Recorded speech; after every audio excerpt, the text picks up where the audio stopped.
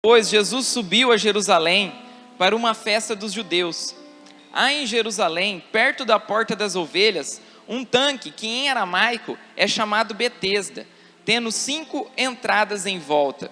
Ali costumava ficar grande número de pessoas doentes e inválidas, cegos, mancos e paralíticos. Eles esperavam um movimento nas águas. De vez em quando descia um anjo do Senhor e agitava as águas. O primeiro que entrasse no tanque, depois de agitadas as águas, era curado de qualquer doença que tivesse. Um dos que estavam ali era paralítico, fazia 38 anos. Quando o viu deitado e soube que ele vivia naquele estado durante tanto tempo, Jesus perguntou: você quer ser curado? Só uma pausa aqui, essa é uma boa pergunta. Faça para a pessoa que está do seu lado, pergunte para ela, fala assim: você quer ser curado? Pergunte para a pessoa da direita, da esquerda, pergunta: você quer ser curado? Jesus perguntou isso para um paralítico de 38 anos, você quer ser curado? E disse o paralítico: Senhor, não tenho ninguém que me ajude a entrar no tanque quando a água é agitada. Enquanto estou tentando entrar, outro chega antes de mim. Então Jesus lhe disse: levante-se, pegue a sua maca e ande.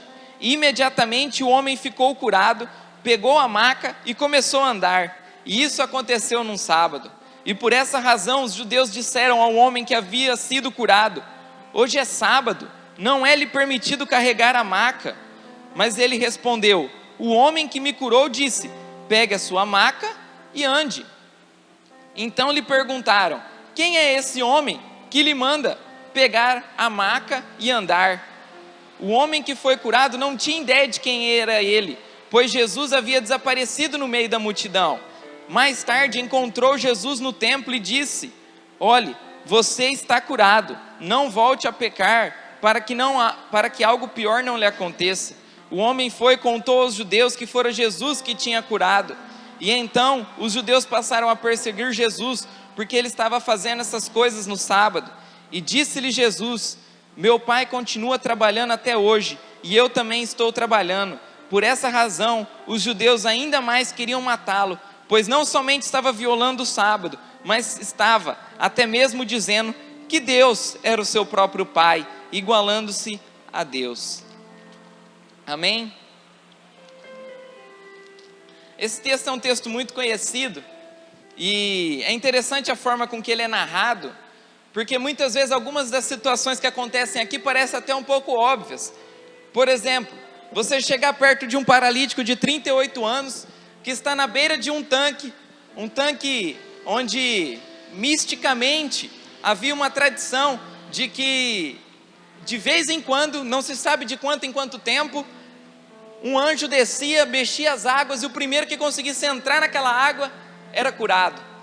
E aquele homem estava ali há tanto tempo esperando para entrar na água, e Jesus chega para ele e fala assim: você quer ser curado? Parece uma pergunta óbvia, né? É perguntar para aquele que está com fome se ele quer comer alguma coisa. Mas há muitas coisas em volta desse texto que o Senhor colocou no meu coração, e muitas coisas que envolvem a igreja de Deus nos nossos dias. Quando o Senhor começou a falar comigo nesse texto, na verdade ele me fez pensar numa pergunta: se o que a gente tem buscado na igreja é realmente o Evangelho de Cristo, ou se a gente ainda tem sido presa a tradições, tem sido preso em tradições religiosas. Por que isso? Porque esse tanque era um tanque onde as pessoas, ele era um tanque chamado Betesda, significa tanque, casa de misericórdia. E é interessante o nome do lugar chamado Casa de Misericórdia, onde havia curas uma vez a cada não sei quanto tempo. Parece que essa misericórdia chegava lá de vez em quando, e somente o mais rápido, ou o mais rico, ou o melhor fisicamente, dentre aqueles doentes, ia conseguir a cura, porque tinha que ser o primeiro. Então, o que acontecia naquele tempo? Estudando um pouco sobre esse tanque, diz que naquela época, os ricos que estavam doentes pagavam por escravos, para que os escravos ficassem perto dele, para que colocassem ele à beira do tanque, para que quando algum movimento nas águas acontecesse, esses escravos colocassem aquela pessoa lá dentro das águas. As pessoas mais pobres, muitas vezes, ficavam longe da parte da água do tanque. Imagina você, vendo uma piscina ali, um tanque, e o primeiro que chegar lá vai ser curado. Só que você está muito para trás. Então você olha e fala assim, tem que um monte de gente ainda sair na minha frente para chegar a minha vez lá. Então era uma situação muito angustiante para aquela pessoa que ficava mais atrás ali. Às vezes quem estava na bordinha do tanque ficava mais ansioso, né? Falava assim, nossa, agora é só eu cair. E se ventasse forte, talvez ele se jogava. Se alguém tacava uma pedra lá, todo mundo caía lá dentro do tanque, porque estava todo mundo esperando um milagre acontecer. Todo mundo esperando que a cura acontecesse. Também, tradicionalmente acontecia naquele tempo, perto daquele tanque, que algumas pessoas doentes eram abandonadas por suas famílias naquele local. Então a família tinha uma pessoa doente que não tinha esperança, então ela enganava aquela pessoa, enganava entre aspas, dizendo assim, vamos te deixar na porta daquele tanque, vamos te deixar perto daquele tanque, porque lá é a esperança de você ser curado.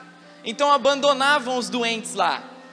Então até Roma usou aquele tanque para fazer um grande mercado em Jerusalém, porque havia muitas e muitas pessoas procurando uma esperança naquele tanque.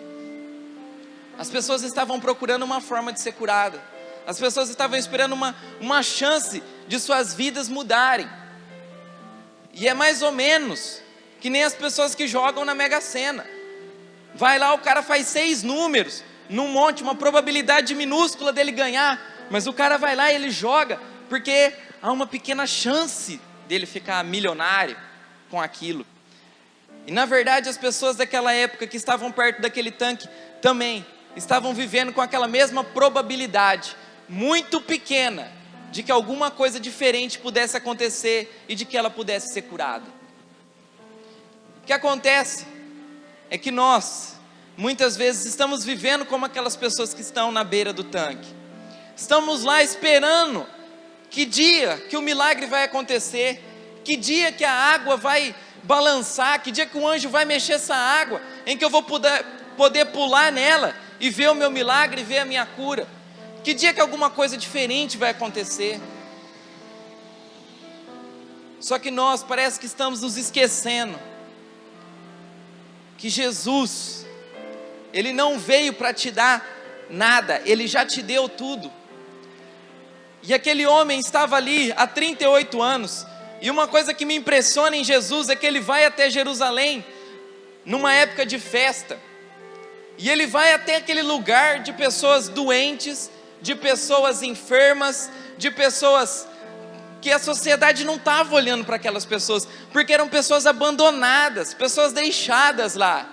Mas Jesus vai àquele lugar, e isso começa a mostrar um pouco do coração do nosso Jesus.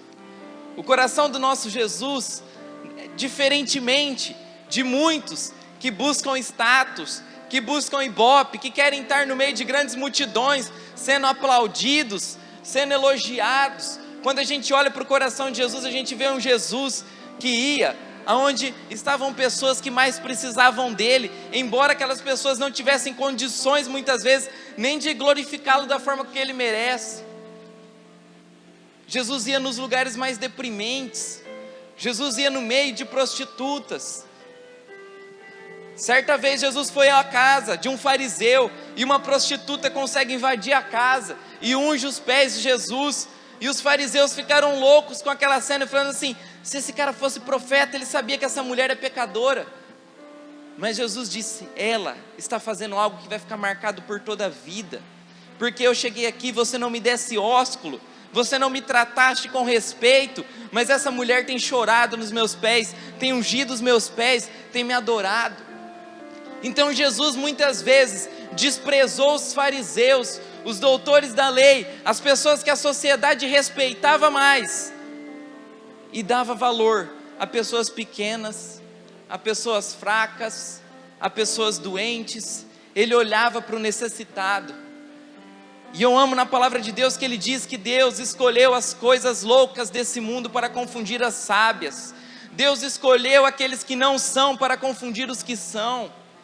E é por isso que toda vez que você olhar uma pessoa e você fala assim: nossa, essa pessoa, coitada, ela é muito desprezada, essa pessoa está sofrendo muito, ninguém dá valor para fulano, ninguém dá valor para aquela pessoa. Saiba que aquela pessoa é muito especial para Deus, porque Deus tem uma coisa, Deus tem um negócio, um mistério com pessoas desprezadas, com pessoas humilhadas. Deus tem um mistério com pessoas que sofrem, que é algo incrível. Deus pega aquelas pessoas muitas vezes do vale e coloca nos lugares altos. Tem uma palavra em 1 Samuel que diz, eu acho que se eu não me engano é o capítulo 3, que Deus tira as pessoas do esterco e coloca ela sentada num lugar alto, num lugar de honra. Esse é o Deus que nós servimos, que tira você de um lugar onde ninguém está te vendo, de um lugar onde você somente é mais um no meio de um tanque, no meio de um monte de doente, no meio de um monte de desprezado, e faz você ser assentado num lugar de honra,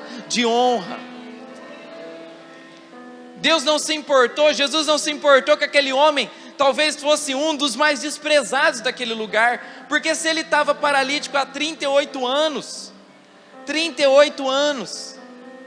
e Jesus olha para ele e sente compaixão dele, porque esse é o coração de Jesus. Não pense você que o teu sofrimento não comove o coração de Deus, o teu sofrimento toca no coração de Jesus, a tua dor dói no coração de Cristo. E é assim por toda a Bíblia, nós vemos isso.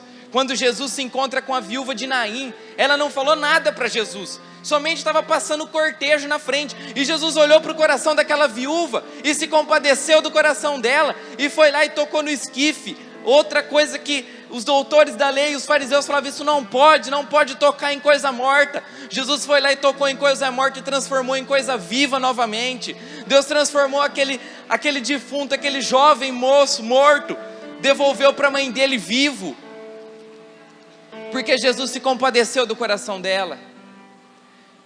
Jesus se compadeceu quando ele vê um menino endemoniado e os seus pais pedindo, por favor, ajude o meu filho. Deus se compadeceu do centurião. Deus se compadece daqueles que têm necessidade. E aqui mais uma vez Deus olha, e talvez Deus olhou para a pessoa que mais estava sofrendo naquele tanque. Deus olhou para ele e viu o sofrimento dele, foi até ele e perguntou: você quer ser curado?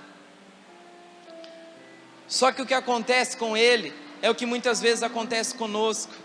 Nós estamos num culto onde a palavra de Deus está sendo pregada, onde é possível sentir a presença dele nesse lugar, porque a presença dele tem sido muito forte nesse lugar essa noite. É possível sentir essa glória, e ele está aqui, e o poder dele está aqui, e aí ele vem com a pergunta: você quer ser curado? E em vez de você responder da forma mais objetiva, eu desejo ser curado, nós já começamos a responder com um monte de desculpas. E foi isso que esse paralítico fez. Em vez dele responder a pergunta, diretamente a pergunta de Cristo, sim, eu quero ser curado, ele começa a dizer assim: mas não tem ninguém que me põe no tanque, porque o tanque mexe lá, mas eu estou aqui longe dele, não tem ninguém que me ajuda, e eu não vou conseguir chegar lá. Sabe o que acontece com a gente? Às vezes a gente está no culto, e a gente começa a dizer assim: quando será que vai ser o próximo congresso para mim ver se eu sou curado? Quando que vai vir um profeta de fora aí para ver se eu vou ser curado? Quando que vai ter alguém aí que vai mexer as águas para ver se eu vou ser curado? E a gente fica esperando em coisas aquilo que Jesus já está nos dando. E aí você fica esperando, o próximo congresso, o próximo dia que vinha alguém de fora, eu estou esperando o pastor fulano, porque ele lá tem a coisa das curas lá, e fica esperando e depositando sua fé em homens, e achando que são pessoas que vão mudar a tua vida, que são homens que vão poder ir lá e orar por você para que você seja curado. Não é assim. Em Efésios capítulo 2 diz que Jesus conquistou na cruz todas as bênçãos espirituais nas regiões celestes para você. Ou seja, Jesus já conquistou na cruz tudo aquilo que você precisa para ser feliz.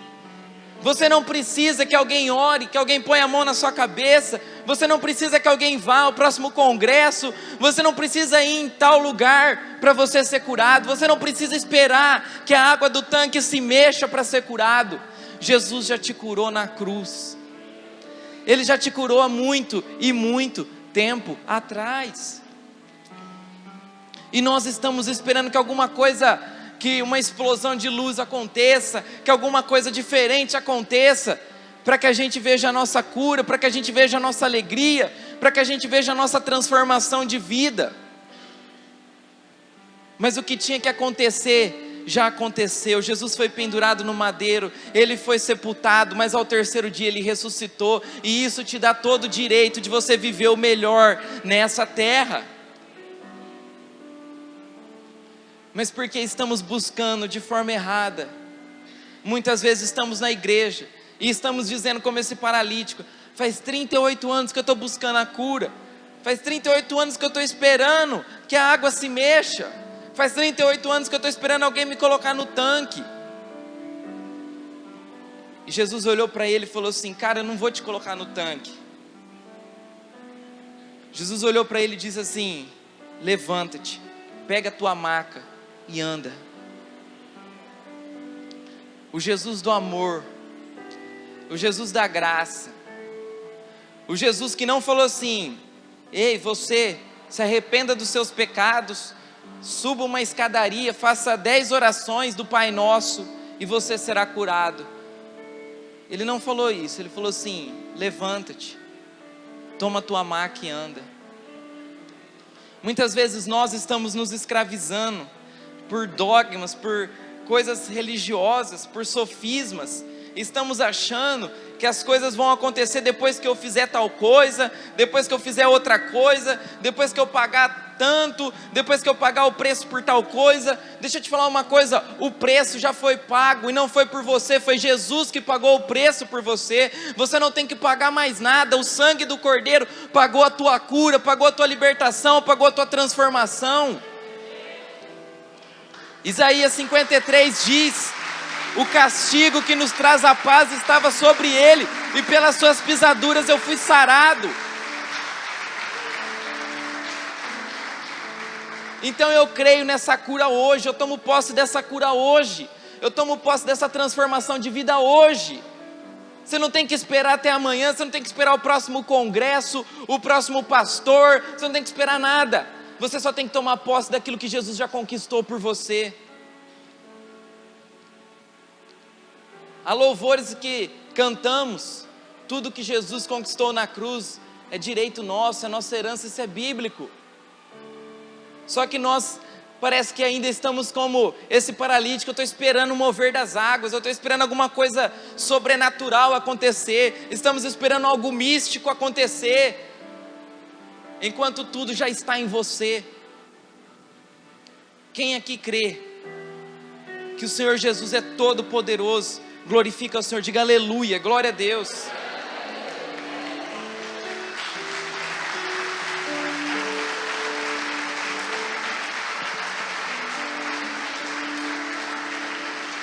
Se você crê que o Senhor Jesus é todo poderoso, que Ele já fez, que Ele é o Senhor dos exércitos, que Ele é o alfa e o ômega, o princípio e o fim, que Ele é o único Deus. A Bíblia diz que todo joelho se dobrará e toda língua confessará que Jesus Cristo é o Senhor. Então saiba você, que creia você ou não, um dia você também se dobrará e dirá que Jesus Cristo é o Senhor. Só que tem algo mais poderoso ainda. O Senhor Jesus diz: eu estou indo ao Pai, mas eu vos envio o Consolador, e Ele estará convosco, Ele estará dentro de vós. O mesmo Espírito que estava em Jesus está sobre vocês agora. Essa é a palavra de Deus. O mesmo Espírito que agiu em Cristo está dentro de mim, está dentro de você. O mesmo poder que estava em Jesus está dentro de nós. Então, o que você precisa para ser curado, o que você precisa para ter tua vida transformada, já está aí dentro de você. Basta você ativar isso, basta você ativar esse poder que está aí dentro. E você só pode ativar esse poder de uma forma: pela fé. Pela fé. Essa noite você pode crer que pela fé, tudo que eu preciso para ter minha vida diferente, tudo que eu preciso para sair daqui outra pessoa hoje, já está dentro de mim. Já está dentro de mim. E vai se manifestar o poder de Deus que está dentro de mim. E eu vou sair daqui outra pessoa. A igreja precisa crer na mensagem da cruz. A igreja precisa voltar aos pés da cruz. Nós precisamos focar que a cruz do Senhor nos deu a salvação, a libertação, a paz, a alegria. Que a cruz do Senhor toca nas nossas famílias, toca nas nossas casas, toca nas nossas igrejas, toca nessa cidade. Estava esses dias com os amigos meus, e Deus falou algo muito profundo no meu coração. A gente estava lá reunido, cantando uns louvores e conversando um pouco. E aí Deus falou algo, me trouxe um texto que diz: aonde abundou o pecado, superabundou a graça. Esse texto é muito conhecido. Então você sabe que se na tua vida um dia abundou o pecado, hoje a graça do Senhor é superabundante dentro de você. Só que tem algo mais profundo ainda. O Senhor estava me lembrando de tudo que tem acontecido nessa cidade, de todas as notícias, muitas vezes de corrupção, as notícias de muitas vezes de carnaval, da prostituição que foi trazida para essa cidade por pessoas de vários lugares do país. Pessoas de muitos lugares vieram aqui se prostituir aqui, e isso gera um peso para essa cidade.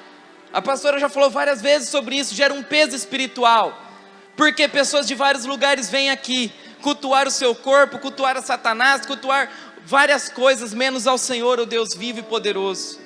E o pecado abundou nessa cidade. Só que o Senhor tocou no meu coração e falou: nesse lugar onde abundou o pecado, vai superabundar a graça do Senhor. Então hoje eu creio que essa cidade, que está muito conhecida pelo carnaval, está muito conhecida pelo pecado, está conhecida porque pode tudo no carnaval, vai ser conhecida por um grande avivamento, porque o Senhor vai fazer a graça dele vir em todos os cantos dessa cidade, porque isso é palavra de Deus. Isso é palavra de Deus. Abundou o pecado, vai ter graça sobre Votuporanga, tem graça sobre a tua vida, tem graça, e essa graça só pode vir através da cruz de Jesus, através dessa mensagem de cruz.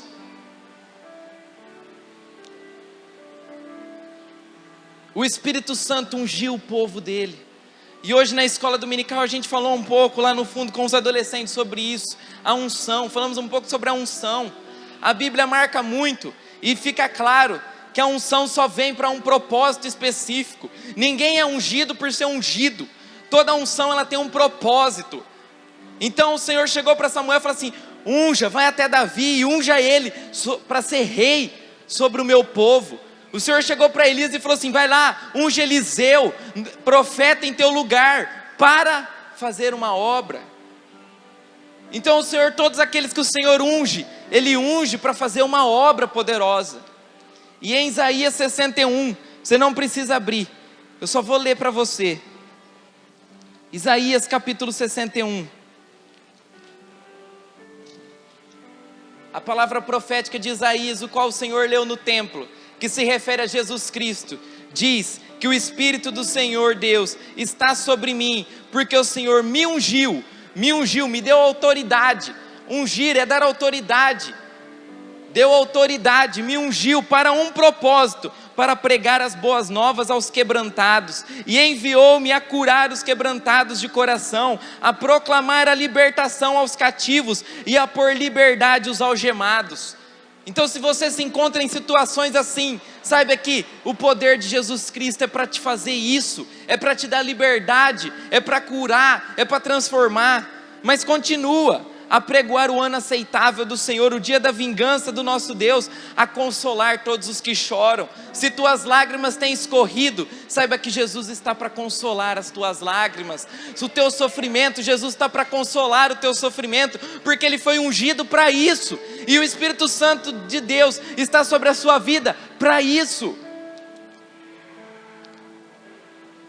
E a pôr sobre os que estão em Sião, para os que estão de luto, uma coroa em vez de cinzas, e óleo de alegria no lugar de pranto, vestes de louvor em vez de espírito angustiado, a fim de que se chamem carvalhos de justiça, plantados pelo Senhor para a sua glória. Você consegue entender isso? Você consegue entender que o Senhor vai te dar alegria, que o Senhor vai pôr uma coroa em vez de cinzas sobre a tua cabeça? O que significava as cinzas? As cinzas significavam um momento de luto, um momento de dor na vida do povo. Então, profeticamente, o povo, quando estava em dor, eles se vestiam de panos de saco e colocavam cinzas sobre as suas cabeças para dizer assim: a minha vida está dolorida, eu estou precisando da misericórdia de Deus. Eu acredito que profeticamente na vida desse paralítico que estava ali no tanque de Betesda, com certeza havia cinzas, havia lágrimas, havia dor. Mas quando Jesus aparece, Ele tira as cinzas da cabeça, Ele põe uma coroa, e Ele põe vestes de louvor, e Ele põe sorriso, e Ele põe alegria, e Ele transforma a vida daquele paralítico. E o que acontece então com aquele paralítico? Toma o teu leito, ele toma o leito dele, toma a maca dele, ele sai andando. Só que aí de repente ele se encontra com quem? Com os religiosos, com aqueles que colocam fardos pesados sobre os ombros do povo. Os religiosos eram aqueles que falavam: você não pode isso, você não pode aquilo, isso não está certo. E eles chegaram para aquele cara que fazia 38 anos que estava paralítico e disse assim: ei, como que você está carregando a tua maca num dia de sábado? Hoje é sábado, hoje é proibido você fazer isso. E aí aquele paralítico fala assim: ó, eu sei que um homem chegou em mim e falou assim: ó, levanta, anda, pega a tua maca e vai. E eu só fiz o que ele falou. E aí, o mais incrível do que os religiosos fizeram é que em vez deles perguntarem: ó, mas como assim alguém mandou você carregar a sua maca? Em vez deles se preocuparem que o cara estava curado, ele se preocupou falando assim: mas quem que mandou você transgredir a lei e carregar a maca num sábado? Ninguém estava nem aí para a cura daquele cara. Eles estavam preocupados mesmo em quem estava transgredindo a lei. Há dois caminhos para nós. Há dois caminhos. Há um caminho muito religioso, que muitas vezes é um caminho até bonito, porque a religião, ela é como a história de Naamã. Naamã era um general, um cara pomposo, mas ele era leproso, ele tinha lepra. Só que a religião de Naamã não permitia que as pessoas vissem a lepra do corpo dele. Então ele botava uma armadura por fora e ele era todo bonitão por fora. Isso é religião, faz você parecer uma pessoa toda bonitona por fora, mas por dentro está cheio de lepras, cheio de coisas que estão apodrecendo você e não estão te fazendo bem. Jesus é totalmente ao contrário disso. Jesus é aquele que não está ligando se você está bem vestido ou mal vestido, se você tem lepra ou não. Jesus é aquele que olha para você do jeito que você é, vê a verdade no teu ser e fala assim: hoje a tua vida vai mudar. Ele não está preocupado se você está bem vestido, Ele não está preocupado se o teu passado é um passado bonito ou não. Ele só quer te fazer feliz. O povo daquela época conhecia um Deus que seguia regras rigorosas. O povo religioso daquela época andava com um livro de leis, e não só o livro de lei de Moisés, mas também as leis que eles mesmos criaram, com muitas proibições que eles inventaram, onde conseguir andar e fazer as coisas certas era praticamente impossível. E a religião, ela faz isso com as pessoas, ela coloca uma culpa, onde a gente olha para a gente e fala assim: eu não consigo fazer a coisa certa, eu não consigo fazer o que precisava fazer. Coloca medo na gente. Ai, será que eu vou ser condenado? Eu não estou fazendo a coisa certa, eu vou ser condenado. A religião traz culpa, traz medo, sabe? Traz um sistema onde eu tenho que fazer alguma coisa para receber outra. Esse é o sistema religioso. Ah, eu vou lá, eu vou fazer 10 orações, eu vou receber uma bênção. Não, eu vou fazer tal coisa para mim receber outra. E Jesus veio e acabou com tudo isso. Ele chegou para esse paralítico e falou assim: você não precisa fazer nada, eu estou te falando, levanta e anda. Jesus é aquele que ele não colocou regras. Ah, mas hoje é sábado, o que tem que hoje é sábado? Mais importante é que você seja feliz, que você seja curado, do que uma regra que foi colocada por homens. Jesus estava preocupado, era em curar, era em amar. E o que acontece é que Jesus veio demonstrar um pai totalmente diferente daquilo que tinha sido desenhado pelos fariseus. Os fariseus não viam Deus como pai, via Deus como alguém penoso, bravo. Aí Jesus veio e começa a falar: Abba, Abba. Se você não sabe, Abba significa papai. E ele começou a chamar Deus de papai, e isso foi uma afronta para aquele povo, que falou: mas como que ele vai chamar Deus de papai? Parece um desrespeito, parece um desrespeito. Essa é a casa do papai, amém? É a casa do papai. Como que você se comporta na casa do seu pai? Sinceramente, na casa do meu pai eu posso ficar sem camisa, eu posso andar descalço, posso deitar, fazer o que eu quiser, porque é a casa do meu papai. O que Jesus estava querendo mostrar é que na casa do nosso papai a gente tem toda a liberdade. Que na casa do nosso papai a gente pode deitar, reclinar nossa cabeça no ombro dele, ser feliz com ele. Que na casa do nosso papai a gente é curado. Que na casa do nosso papai a gente tem paz no coração. Que na casa do nosso papai a gente está protegido e a gente tem a alegria de estar em comunhão uns com os outros. É isso que Jesus quer mostrar. Que não há amor maior do que esse. Ele deu o seu filho para morrer por cada um de nós.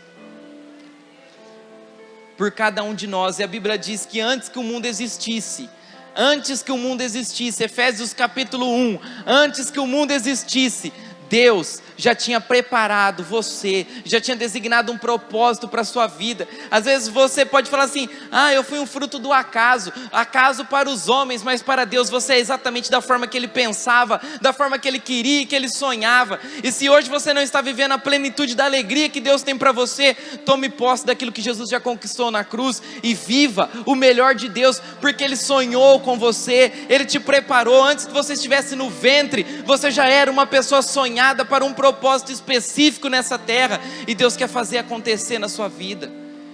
Deus quer fazer acontecer.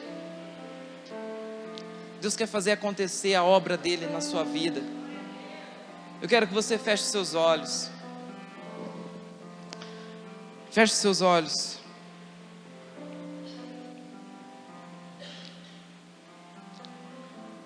O Evangelho de Jesus não é baseado numa troca. O Evangelho de Jesus não é baseado numa premissa de que eu tenho que fazer alguma coisa para receber outra. O Evangelho de Jesus é baseado no amor. O Evangelho de Jesus diz: segue-me. O Evangelho de Jesus diz: venha, traga o teu fardo e tome o meu fardo. Tome o meu jugo, porque é leve, é suave. Não vai te ser pesado carregar. A dor, as dores que você tinha que passar, Jesus já levou por você. E tudo que você precisa nessa terra, Ele conquistou por você.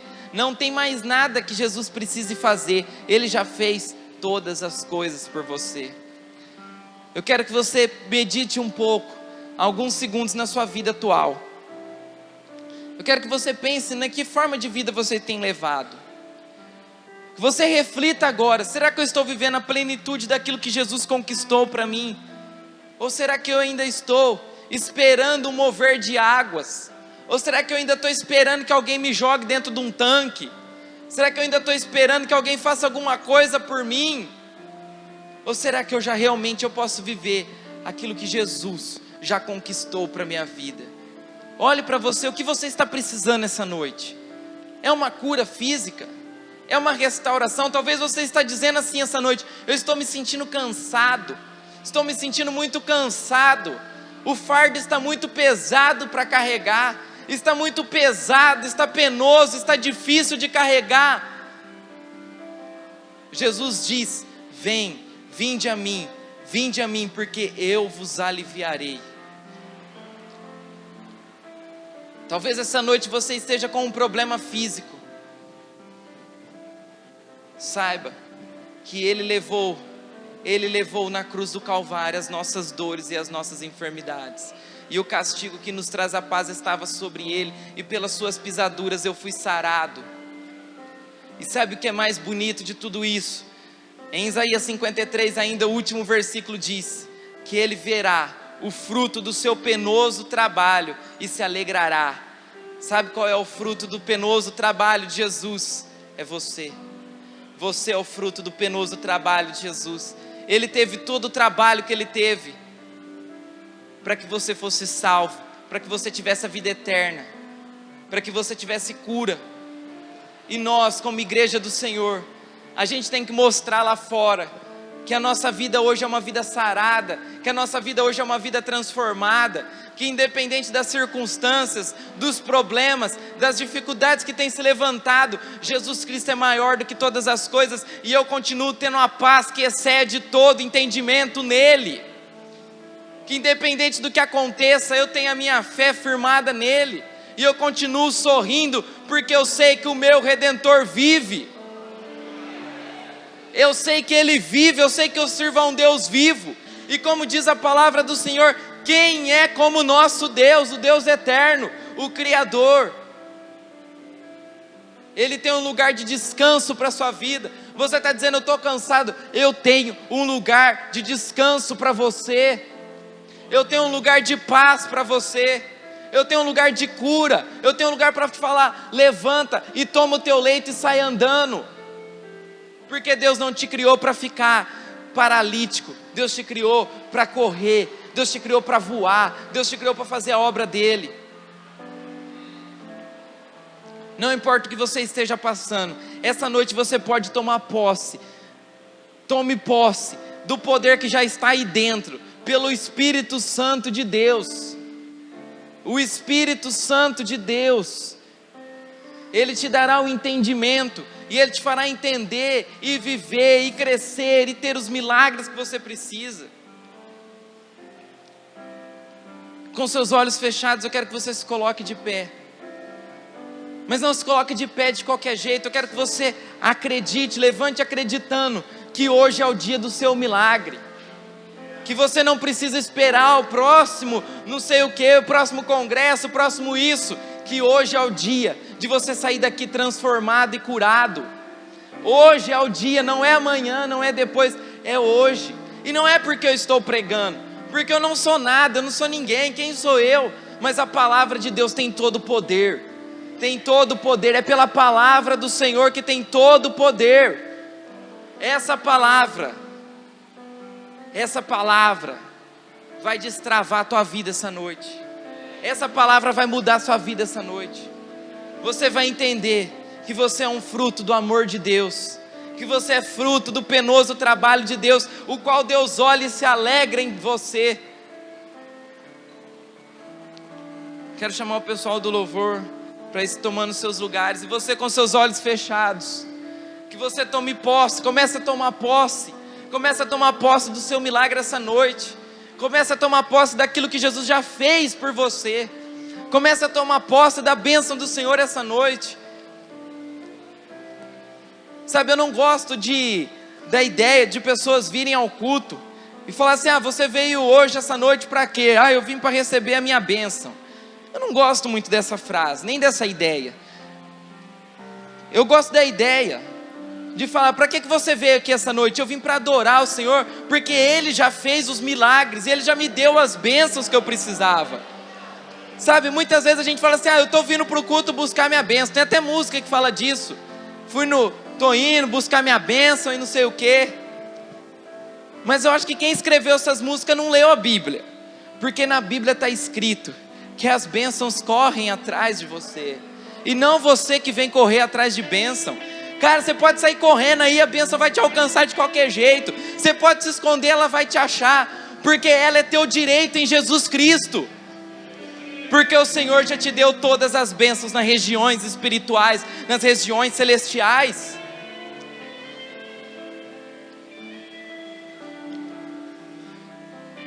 O que você tem que fazer é tomar posse daquilo que é teu. O que você tem que fazer é bater o pé e falar assim: eu tomo posse da cura que Jesus conquistou para mim. Não se abale com as circunstâncias. Deixa eu falar uma coisa, preste atenção nisso. A Bíblia diz que a fé vem por ouvir, e o ouvir da palavra de Deus.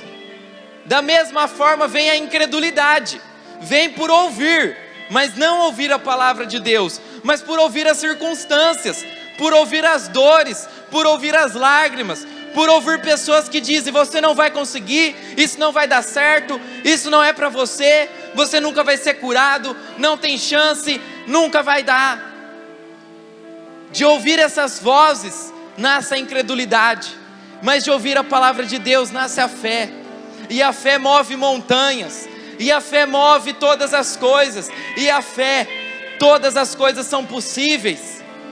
A Bíblia diz que Deus é poderoso para fazer infinitamente mais daquilo que pedimos ou pensamos, segundo o seu poder que opera em nós, e o poder dele que opera em nós é a fé. Então essa noite, se você ouviu muitas vozes da incredulidade, se você ouviu voz da dor, a dor que vinha, latejava e falava assim: ó, eu estou aqui, eu não saí ainda. Talvez muitas vezes você tomou a Santa Ceia, saiu do culto e falou assim: hoje eu estou curado, eu tomei a ceia, eu estou curado. E aí você chegou na tua casa, a dor doeu de novo e falou: eu estou aqui ainda. E isso tocou na tua fé. Essa noite Jesus está falando: basta, chega, toma teu leito, anda, mostra para todo mundo que eu sou Deus, que eu sou Senhor, que eu já conquistei, que eu já fiz, que você está curado. Mostra para a dor que você está curado. Mostra para a dor que aquele que está em você é maior. Mostra para a enfermidade que aquele que está em você é maior. Jesus veio à terra para restabelecer, para fazer a redenção da humanidade. O que é isso? Qual que era a ordem original das coisas? A ordem original era o homem em plena comunhão com Deus. Adão tinha plena comunhão com Deus no jardim. Adão era um homem 100% da capacidade humana. Adão era uma pessoa que não tinha doença. Mas o pecado entrou, e quando o pecado entrou, muitas consequências ruins entraram. Mas Jesus Cristo, Ele, como a Bíblia diz, Ele é o novo Adão, e Ele veio restabelecer a ordem original das coisas.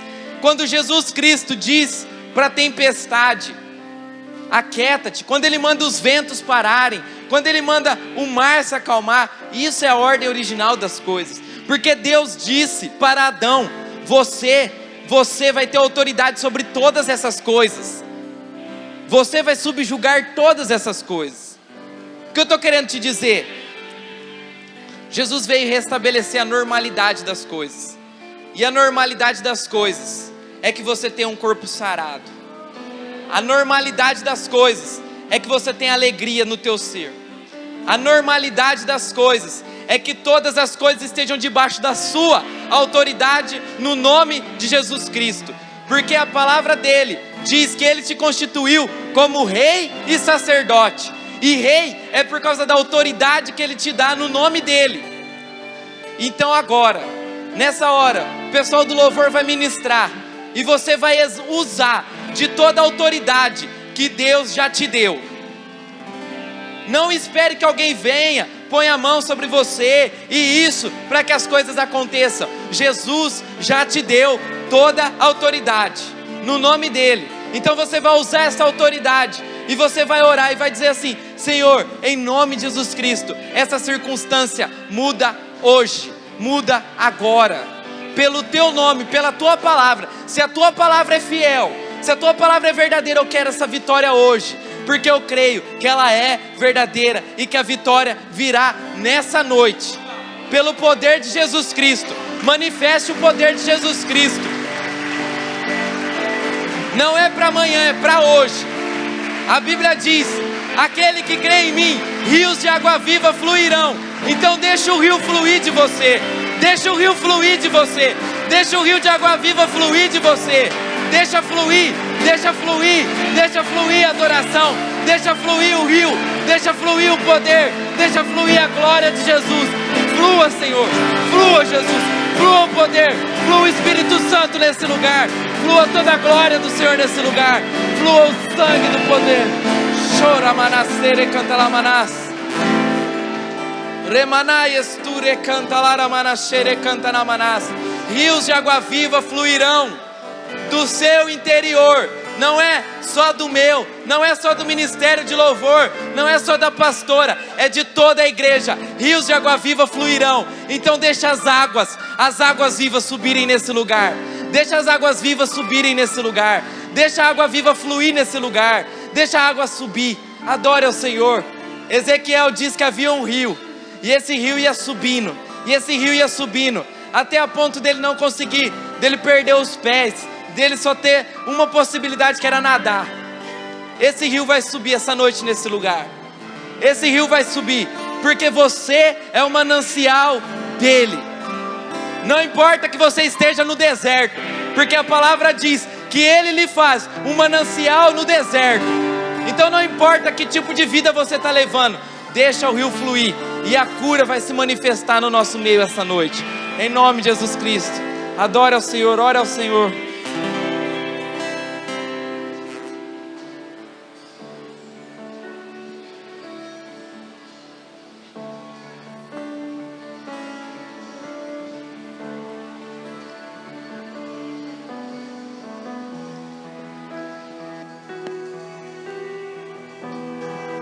Continue orando, continue sendo ministrado pelo poder do Espírito.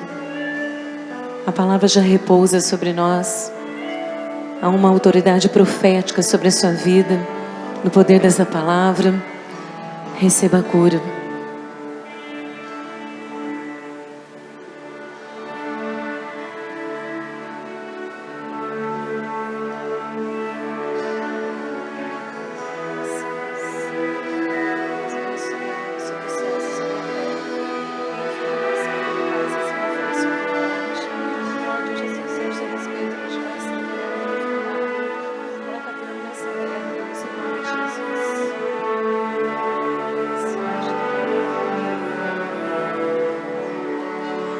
Por toda a minha vida, ó Senhor, te louvarei,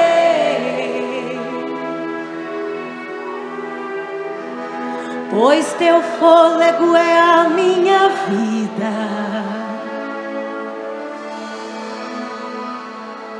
e nunca me cansarei. Posso ouvir a sua voz. Fala, Deus. É mais doce do que o mel. Aquieta a nossa alma, Senhor. Que me tira dessa cova. Faz a sua vontade. E me leva até o céu. Oh Deus de poder,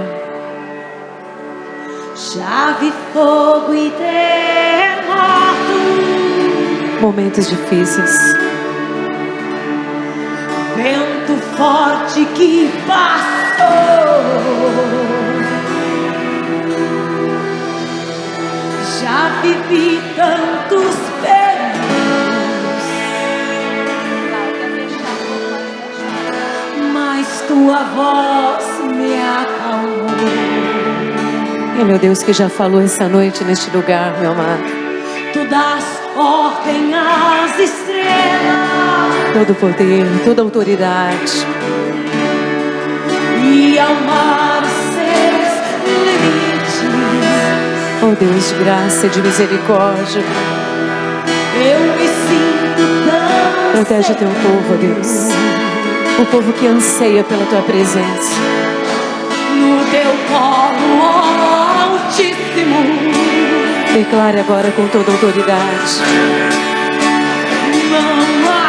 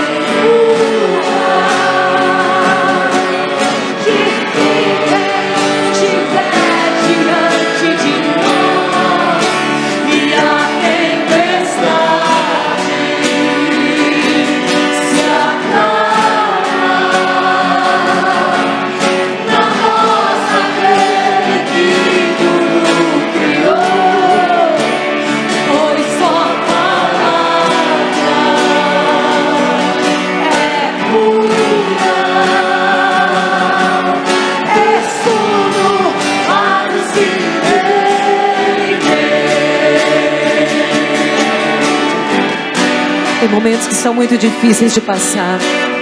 Tem momentos que nós podemos igualá-los aos terremotos, aos furacões, às tempestades. Momentos difíceis de enfrentar. Mas o nosso Deus é soberano. Ele tem o controle absoluto sobre todas as coisas. Por pior que esteja as ocasiões da vida, Ele sempre terá o domínio sobre tudo. Não tema no seu coração. Declare o poder dessa palavra hoje e creia. Não há terrores, não, nem que se feche diante. Que todo o poder e autoridade deste nome esteja abrindo seus caminhos nessa semana.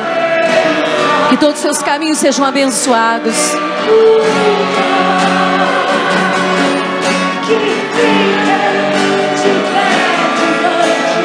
E a tempestade, o que Deus faz com ela? Ela cessa. Porque o Deus Todo-Poderoso está falando. Porque Ele ordena sobre ti a bênção dos céus.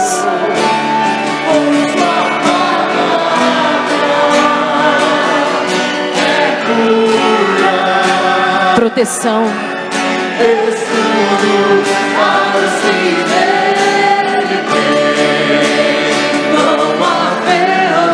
Abram-se todas as trancas agora, em nome de Jesus. Caia por terra todo o levante das trevas.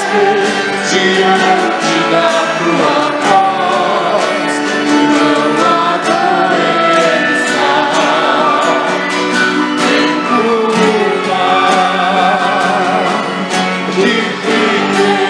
de pés diante de nós, e a tempestade se acalma na voz daquele que tudo criou, por sua palavra. Ela tem autoridade sobre as nossas vidas e ela nos protege. Para os que nele crêem. Oh, aleluia! Esse é o nosso direito. O direito de ter uma vida e uma vida abundante. Glórias ao seu nome, Senhor. Aleluia. Aleluia. Eu vou falar umas coisas, você repete comigo. Pode ficar tranquilo que só vou falar a bênção, tá?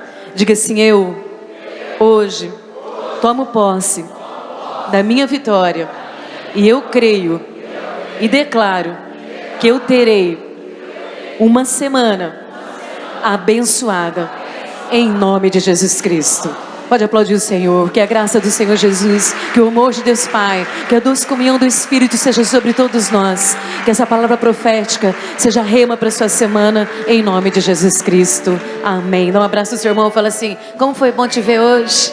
Que bom que você está aqui.